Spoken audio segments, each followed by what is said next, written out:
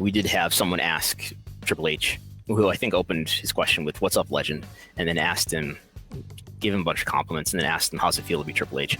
I wish that there were a lot of other questions asked, including, what's the status of Stephanie McMahon now? Is she back? Was this just an on-screen appearance and nothing else? Or is she, who is the former co-CEO of the company, the former chief brand officer?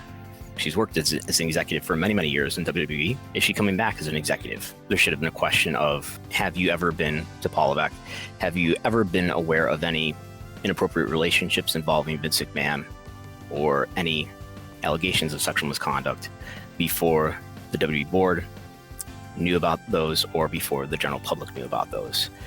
As we know, we've got 4 WWE corporate officers who were anonymized in the lawsuit filed by Janelle Grant in January.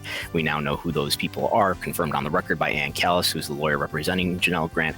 We do not know, it is not alleged at this point, that Paul Levesque had knowledge of the relationship or anything else regarding Vince McMahon and Janelle Grant. There is a Paul who is mentioned in the love letter that was published by the New York Post, but that is Paul Mangieri who's being referred to there, who is one of Vince's assistants.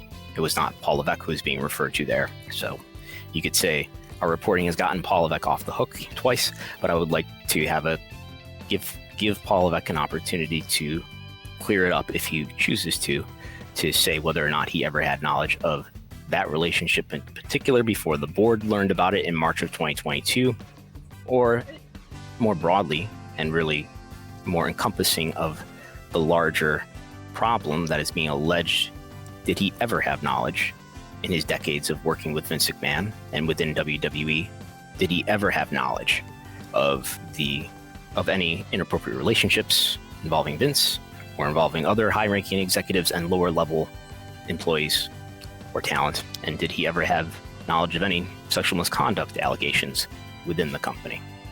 I think those are questions that should be asked. And I think the reason why, my latest theory, the reason why these questions don't get asked is because the media who are there, who have access to the press conference, don't really know the details of this story well enough to know what the questions are that could be asked, that not only could be asked, but would be in the interest of staff and talent, and quite frankly, the company, for these questions to be asked so that there can be transparency about whatever the problems are, which should only help whatever problems that exist or existed get resolved or have consequences that should be applied.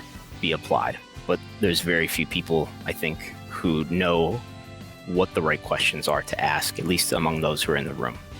I was not called on the second night, which is understandable given how many people there are there. Maybe someday we'll have a more robust wrestling press that is following important issues like this in the future, who are better prepared to ask questions that would be in the best interest of the pro wrestling industry. Or better yet, hopefully we have no problems like this in the future, but that's pretty wishful thinking.